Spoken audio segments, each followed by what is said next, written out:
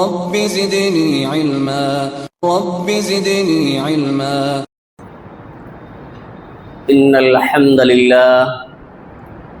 نحمده ونستعينه ونستغفره ونعوذ بالله من شرور أنفسنا ومن سيئات أعمالنا من يهده الله فلا مضل له ومن يضلل فلا هادي له وأشهد أن لا إله إلا الله وحده لا شريك له وأشهد أن محمدًا عبده ورسوله يا أيها الذين آمنوا اتقوا الله حق تقاته ولا تموتن إلا وأنتم مسلمون يا أيها الناس اتقوا ربكم الذي خلقكم من نفس واحدة وخلق منها زوجها وبث منهما رجالا كثيرا ونساء واتقوا الله الذي تساءلون به والأرحام إن الله كان عليكم رقيبا يا أيها الذين آمنوا اتقوا الله وقولوا قولا سديدا يصلح لكم أعمالكم ويغفر لكم ذنوبكم ومن يطع الله ورسوله فقد فاز فوزا عظيما أما بعد فإن خير الحديث كتاب الله وخير الهدي هدي محمد صلى الله عليه وسلم وشر الأمور محدثاتها وكل محدثة بدعة وكل بدعة ضلالة وكل ضلالة في النار فعن ابن عباس رضي الله تعالى عنهما قال قال رسول الله صلى الله عليه وسلم ما من أيام العمل الصالح فيها أحب إلى الله من هذه الأيام يعني أيام العشر قالوا يا رسول الله ولا الجهاد في سبيل الله قال ولا الجهاد في سبيل الله إلا رجل خرج بنفسه وماله فلم يرجع من ذلك بشيء رواه أبو داود والبخاري باختلاف يسير.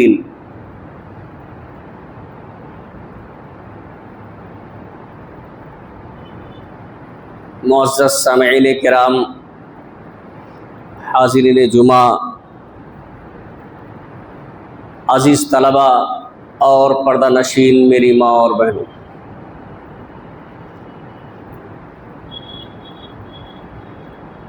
خطبہ مسنونہ کے بعد ابو داؤد شریف کی ایک روایت آپ حضرات کے سامنے پڑھی گئی ہے، اور یہ روایت کچھ بدلے ہوئے الفاظ کے ساتھ بخاری شریف میں بھی موجود ہے، جس کے راوی حضرت عبداللہ بن عباس رضی اللہ تعالی عنہما ہیں۔ اسی روایت کو سامنے رکھتے ہوئے آج کے اس جمعہ کے خطبے میں ذی الحجہ کے پہلے 10 دنوں کے فضائل کے تعلق سے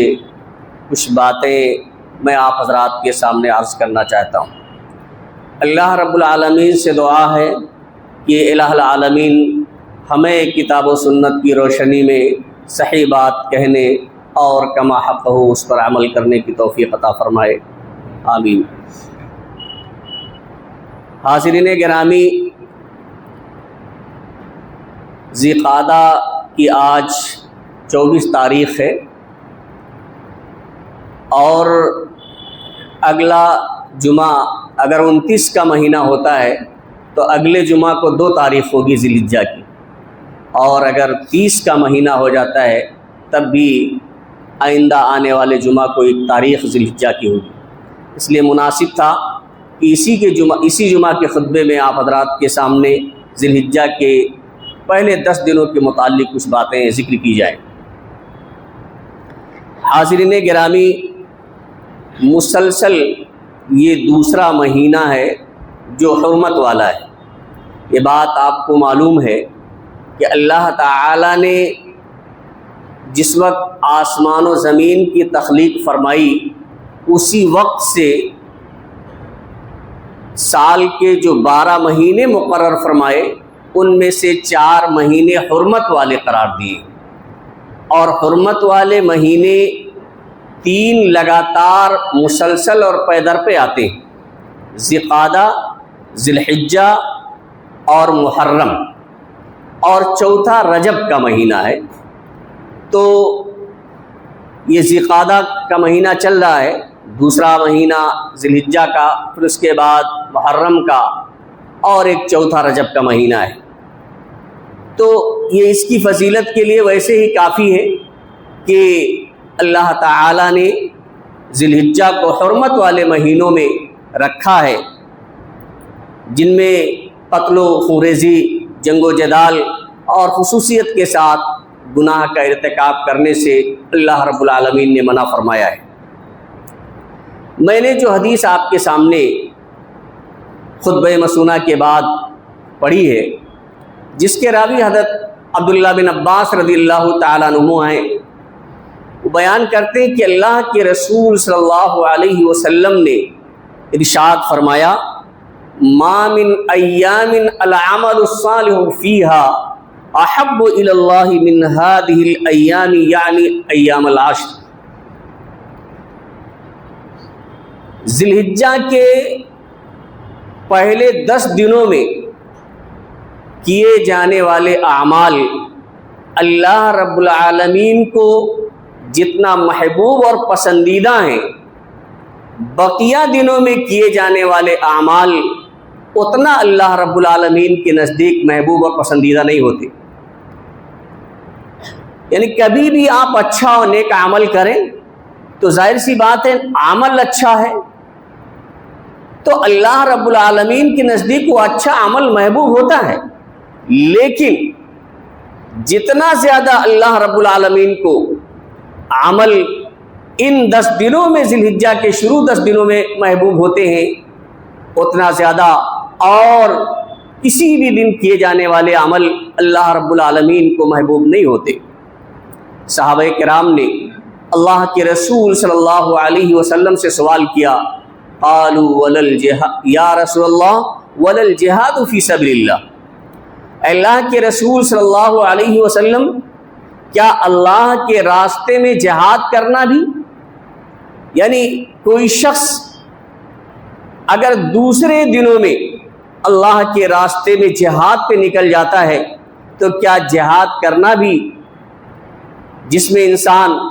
اپنی جان کو، اپنے مال کو ہتھیلی پر لے کے نکل جاتا ہے، تو کیا جہاد کرنا بھی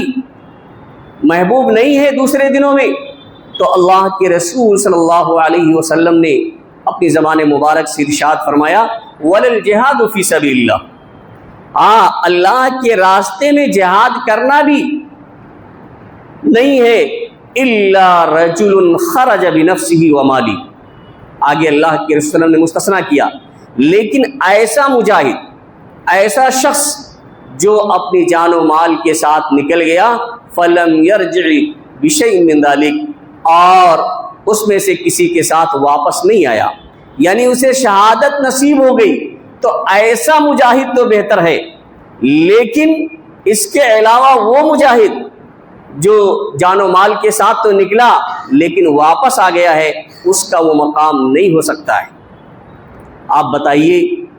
کتنا اونچا مقام ہے ان دنوں میں کیے جانے والے اعمال کا،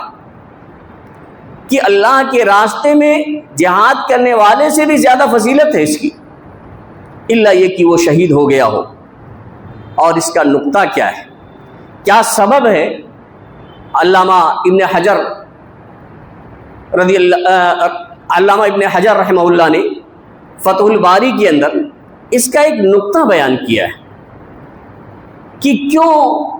اللہ رب العالمین کو ان 10 دنوں میں کیے جانے والے اعمال زیادہ محبوب اور زیادہ پسندیدہ ہیں۔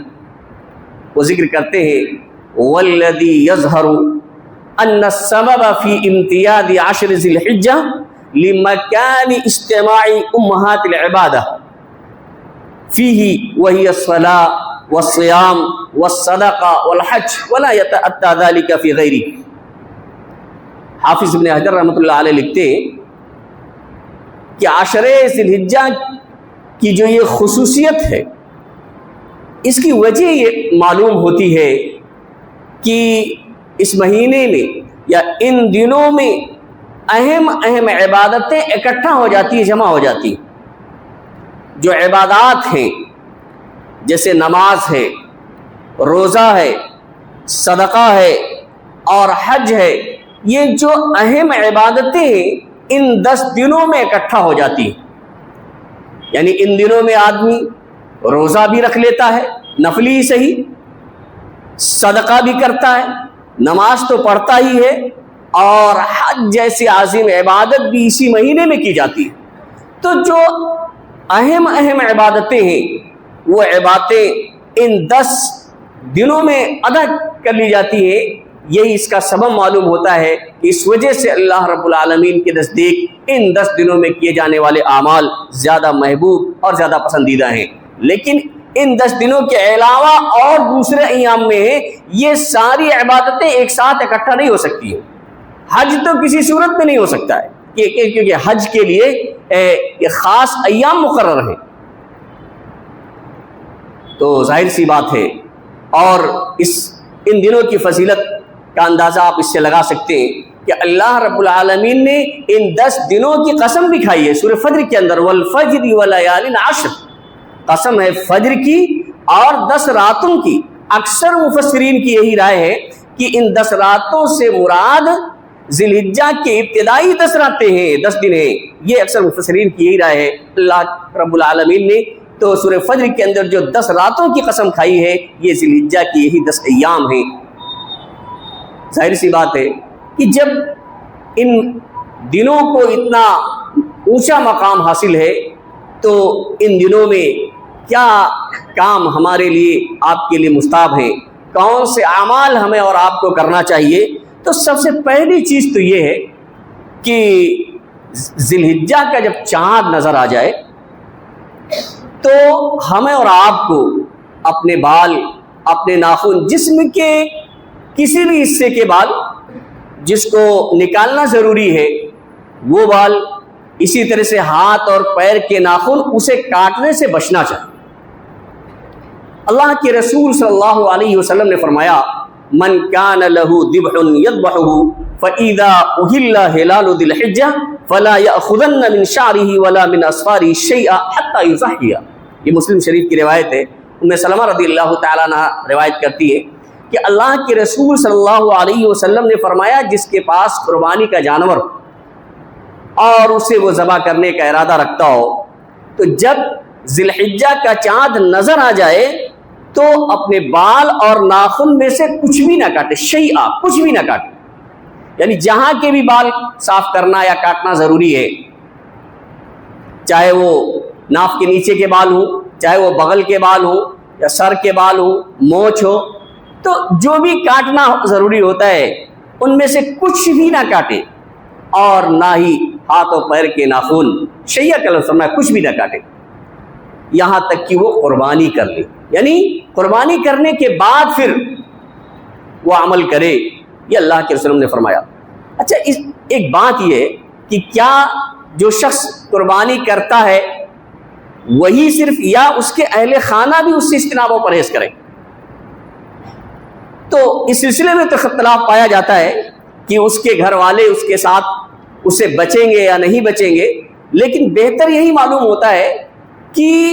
کیونکہ اور بھی جو الفاظ ہیں کہ من اراد ان یضحی، جو قربانی کرنے کا ارادہ رکھے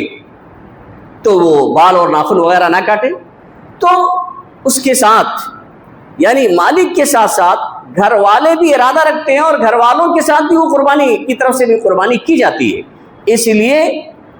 اختلاف ہے، بعض لوگوں کی رائے ہے وہ شامل نہیں ہے، بعض لوگ کہتے ہیں کہ نہیں ان کو بھی بچنا چاہیے۔ تو بہتر یہ ہے کہ ظاہر سی بات ہے ہم اپنی طرف سے قربانی کرتے ہیں اور اپنے پورے گھر والوں کی طرف سے قربانی کرتے ہیں، تو بہتر یہ ہے کہ ہم اس سے تمام کے تمام افراد، گھر کے تمام افراد جو ہے جب تک قربانی نہ ہو جائے اور ذی الحجہ کا چاند نظر آنے کے بعد اس سے بچیں۔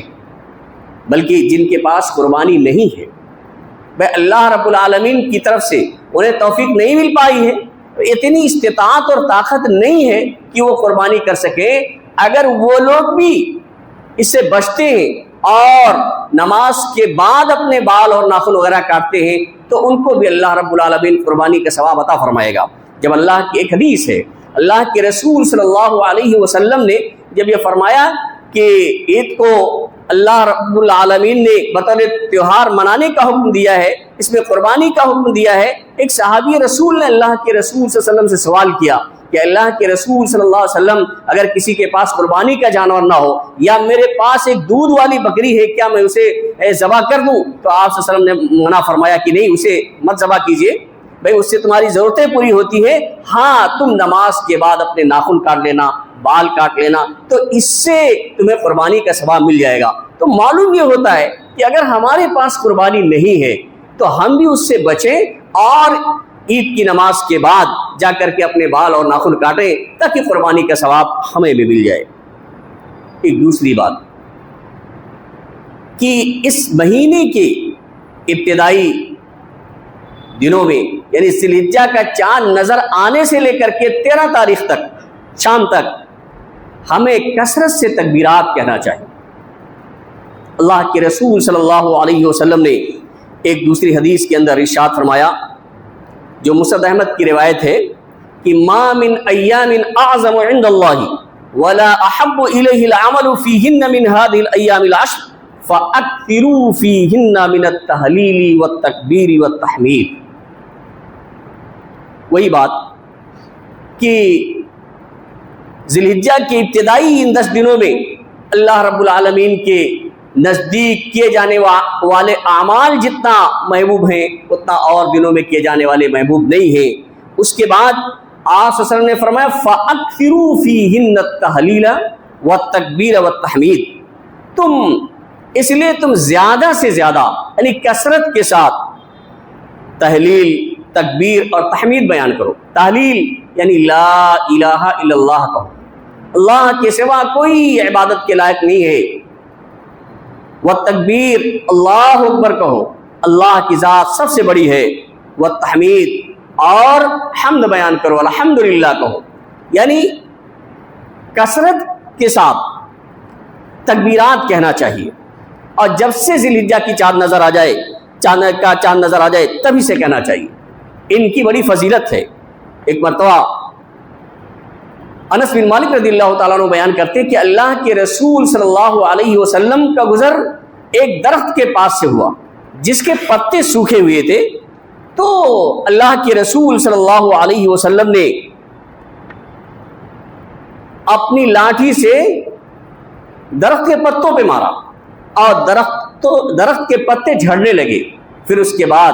اللہ کے رسول صلی اللہ علیہ وسلم نے فرمایا ان الحمد للہ وسبحان اللہ ولا الہ الا اللہ واللہ اکبر لتساقط من ذنوب العبد کما تساقط ورق هذه الشجرہ۔ یہ ترمذی شریف کی روایت ہے۔ آپ نے فرمایا کہ سبحان اللہ، لا الہ الا اللہ، اللہ اکبر، یہ گناہوں سے بندوں کے گناہوں کو اس طرح سے جھاڑ دیتے ہیں جیسے اس درخت کے پتے جھڑ گئے۔ یعنی ایسے درخت کے پاس سے گزرے آپ صلی اللہ علیہ وسلم جس کے پتے سوکھے ہوئے تھے، اپنی لاٹھی ماری اور وہ پتے جو سوکھے ہوئے تھے وہ گرنے لگے، تو آپ صلی اللہ علیہ وسلم نے فرمایا کہ سبحان اللہ کہنے سے،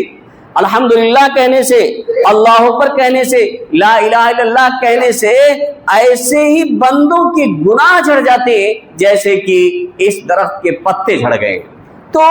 تکبیرات جو اللہ کے رسول صلی اللہ علیہ وسلم نے کہنے کا حکم دیا ہے، اس کی بڑی فضیلت ہے اور اس سے گناہ چھڑ جاتے ہیں۔ بلکہ اللہ کے رسول صلی اللہ علیہ وسلم نے فرمایا کہ احب الکلام الی اللہ اربع،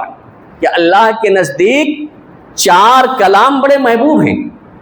4 کلام بڑے محبوب ہیں۔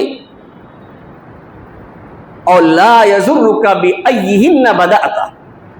جن سے بھی آپ ابتدا کریں، یعنی ان 4 میں سے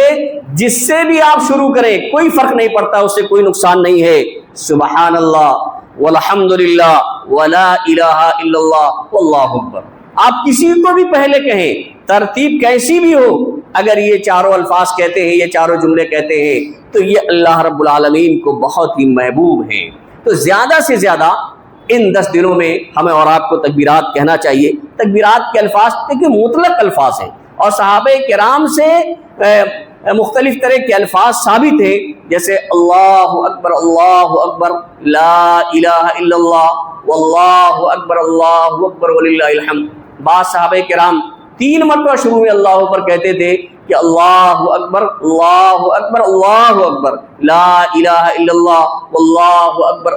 اکبر وللہ الحمد۔ اسی طرح سے اور بھی وہ تمام کلمات جس میں اللہ رب العالمین کی تکبیر ہو، جس میں اللہ رب العالمین کی بڑائی ہو، جس میں اللہ رب العالمین کی تسبیح بیان کی گئی ہے، وہ تمام کلمات آپ تکبیر میں کہہ سکتے ہیں، کیونکہ الفاظ اللہ کے رسول صلی اللہ علیہ وسلم سے مطلق ہے کہ آپ صلی اللہ علیہ وسلم نے اس کا حکم دیا ہے کثرت کے ساتھ اللہ تکبیر و تسبیح بیان کرے۔ ایک تکبیر اور عام طور سے لوگ پڑھتے ہیں، بڑی فضیلت ہے اس کی، کیا اللہ اکبر کبیرہ والحمد للہ کثیرہ وسبحان اللہ بکرۃ واصیلا۔ یہ بھی تکبیر رات ہم پکارتے ہیں، اس کی بڑی فضیلت ہے۔ حضرت ابن عمر رضی اللہ تعالیٰ عنہ کہتے ہیں کہ ہم لوگ اللہ کے رسول صلی اللہ علیہ وسلم کے ساتھ نماز پڑھ رہے تھے کہ اچانک ایک آدمی نے کہا، قوم ہی کے ایک آدمی نے بات کہی، اللہ اکبر کبیرہ والحمد للہ کثیرہ وسبحان اللہ بکرۃ واصیلا۔ تو نماز سے فراغت کے بعد اللہ کے رسول صلی اللہ علیہ وسلم نے کہا کہ من القائل کلمۃ کذا وکذا، یعنی یہ کلمے کس نے کہے، یہ کلمے کس نے کہے ہیں؟ تو قال رجل من القوم انا یا رسول اللہ، تو قوم کے ایک آدمی نے کہا کہ میں نے اللہ کے رسول صلی اللہ علیہ وسلم۔ تو آپ نے اپنی زبان مبارک سے فرمایا عجبت لها فتحت لها ابواب السماء، مجھے ان جملوں پر بڑا تعجب ہوا کہ ان کے لیے آسمان کے دروازے کھول دیے گئے۔ بہت ہی مختصر جملے، اللہ اکبر کبیرہ والحمد للہ کثیرہ وسبحان اللہ بکرۃ واصیلا، اتنے ہی جملے کہتے، اور اللہ کے رسول صلی اللہ علیہ وسلم فرماتے ہیں کہ مجھے تو بڑا تعجب ہو رہا تھا کہ ان کلموں کے لیے آسمان کے دروازے کھول دیے گئے۔ ابن عمر رضی اللہ تعالیٰ عنہ کہتے ہیں فما ترکتہن منذ سمعت رسول اللہ صلی اللہ علیہ وسلم، کہ جب سے میں نے اللہ کے رسول صلی اللہ علیہ وسلم کو ان کلمات کی یہ فضیلت بیان کرتے ہوئے سنا، تب سے میں نے کبھی انہیں ترک نہیں کیا۔ کسی بھی کوئی بھی وقت ہو، ایسا نہیں ہے کہ یہ ذی الحجہ کے 10 دنوں کے لیے خاص ہے، بلکہ کسی بھی وقت میں نے اسے ترک نہیں کیا، کیونکہ اتنی بڑی فضیلت اللہ کے رسول صلی اللہ علیہ وسلم سے میں نے سنی۔ تو حاضرین کرامی، جس طرح سے تکبیرات کا بیان کرنا بہت ہی ثواب کا کام ہے، اسی طرح سے ان 10 دنوں میں 9 دن تک روزہ رکھنے کا بھی بڑا اجر و ثواب ہے۔ روزہ رکھنے کا بھی نبی صلی اللہ علیہ وسلم کی بعض ازواج مطہرات سے روایت ہے کہ کان رسول اللہ صلی اللہ علیہ وسلم یصوم 9 ذی الحجہ ویوم عاشوراء وثلاثۃ ایام من کل شہر۔ یہ ابو داؤد کی روایت ہے کہ اللہ کے رسول صلی اللہ علیہ وسلم ذی الحجہ کے 9 دنوں کا روزہ رکھتے تھے، 9ویں دن صرف نہیں بلکہ 9 ذی الحجہ، ذی الحجہ کے 9 دنوں کا روزہ رکھتے تھے آپ صلی اللہ علیہ وسلم۔ ویوم عاشوراء،